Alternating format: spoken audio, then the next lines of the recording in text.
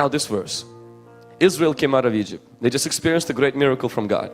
The lamb was slain. The blood was spilled. The death angel passed over. A great picture of redemption. They came out rejoicing, full of happiness. Their dream finally is true. The only problem is that happiness did not last very long. 3 days later, Pharaoh woke up and realized he lost a bunch of slaves. He mustered up his army, and the Bible says he went after them to bring them back to Egypt. And when Israel saw that, this is where the complaining came in. Fear kicked in. We knew this is not going to work. We thought, we told you, Moses, and now this is true. And Moses says the following words to them. He says, don't be afraid. Stand still. You will see the salvation of the Lord, which He will accomplish for you today. For the Egyptians whom you see today, you will see again no more forever. Only stand still and God will fight for you. If you're taking notes, I want you to write this down. Just one thought. If God brought me to this, He intends to get me through it. God did not bring him to Red Sea to kill him. God did not bring him to Red Sea to drown them. God did not do all of those works so He can drop them right in front of the Red Sea. I believe sometimes same thing happens in our life. We experience certain works of God, we experience the miracles of God, we experience the salvation, we experience answered prayers, and then we can come to a place where the future looks dim, the past looks bright. We come to a point where we see that the future looks completely dark and the past looks very attractive. The future looks impossible. It seems like there is no way I will ever be able to get through this. This is the end of my life. This is the end of my future. This is done. And then you're remembering what God has done. You're like, if God intended to end my life here, why did He do the 10 plagues? And I want us to use a little bit of common sense to realize that God is not planning to drown us at the Red Sea. The Red Sea, if God brought you to it, He intends to get you through it. If you're facing a financial problem right now and maybe it seems impossible and you have explored every possibility and you cannot get it through, I want to encourage you today to let you know, do not be afraid of the Red Sea. Maybe you don't have a solution, maybe you don't have a boat, maybe you don't have a swimming skills to get through it, but God has a way to get you through. God has a way to get you out.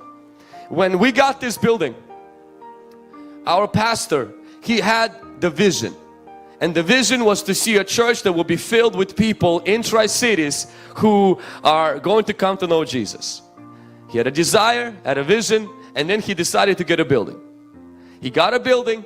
The only problem is there was no money for the building. We were a very small church. We were not registered by the government. We had no finances as to speak of. We could not afford this building. But see, one thing is that if God gave that dream inside of him, God doesn't play games with us. And our pastor believed that God brought me to this, and this impossible situation, He will get me through it. And then God gave us the building.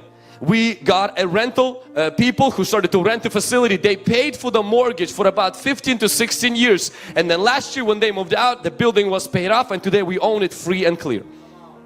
My pastor, he had a vision to reach out to the English-speaking community. There was one big Red Sea, and that Red Sea is nobody spoke English.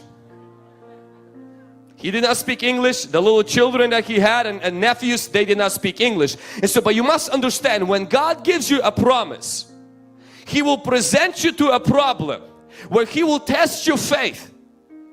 Where He will test your faith. Why? Because He wants to purify your faith. Red Sea is important because there are things Red Sea will kill in you. No other place will. See, Red Sea was necessary because Red Sea drowned Pharaoh. While Israel thought that they will die in the Red Sea, but God was actually planning to cleanse them through the Red Sea and drown Pharaoh. And that's why I want to thank God for every sea in my life. Because while I thought I will die in the Red Sea, in reality, my pride died in the Red Sea. My laziness died in the Red Sea. My self-dependence died in the Red Sea. My fear died in the Red Sea. Sickness died in the Red Sea. Demons died in the Red Sea. My failure died in the Red Sea. Somebody give God some praise. Somebody give God some praise. Woo. Red Sea is important to us. I know we're terrified of it, but that is the only place the enemy cannot follow you. There are certain furnaces, Shadrach, Meshach and Abednego, that you have to go through, and they won't burn you. They'll burn the ropes the enemy placed on you.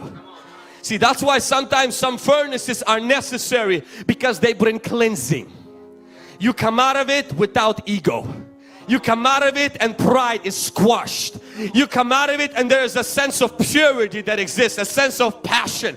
And so God builds a backbone inside of you. See, before you had a wishbone, but you went through that stuff and you're like, man, I can take hell and high water.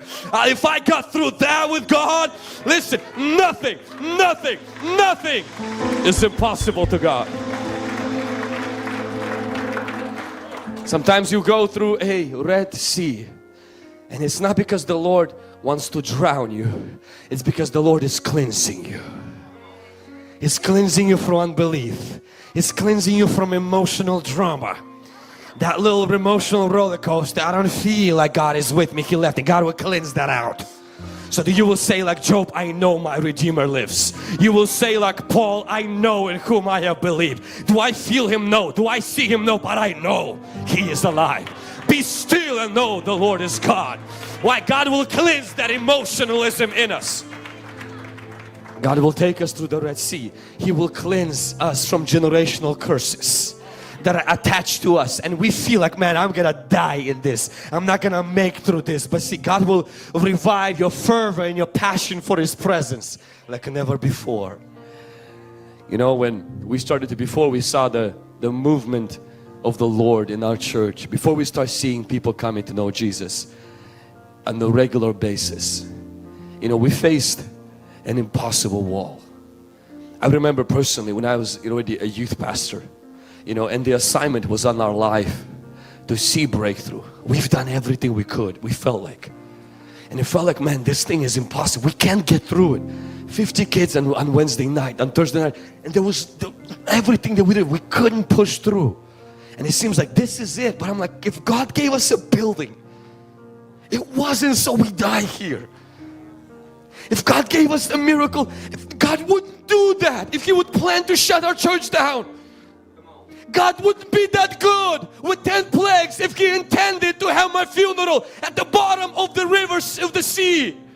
There's something that inside was saying, no, there has to be a way out, but I don't see it.